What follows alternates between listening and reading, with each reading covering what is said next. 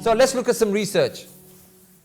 Harrisburg University in America, the students, they just gave up Facebook for 1 week and other social media, and they were less stressed and they were more attentive when it came to their work, coursework, etc. And the survey found that there were 25% of students reported better concentration in the classroom, and 23% said that they found the lectures more stimulating, interesting, engaging. So see what the smartphone does, that it distracts a person from being at his best intellectually. And it distracts them, and this is what the research suggested, that it has a very strong and direct link and impact on the concentration and the focus levels.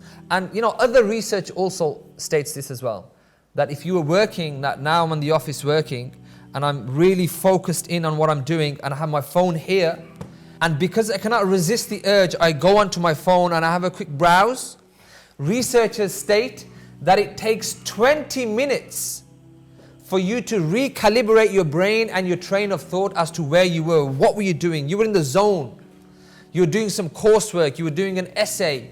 You were doing a very important email, but you couldn't resist, and you went into your Twitter, Instagram, Snapchat, etc. And then when you came back and you said, okay, where was I? And it will take you 20 minutes to search, to get back into that zone.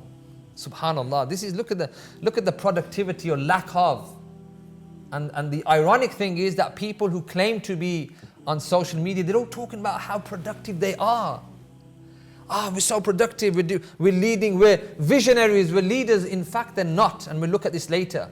But the direct impact it's having on you is that it will change your way of thinking, or you will be taken out of the zone prior to your engagement on social media.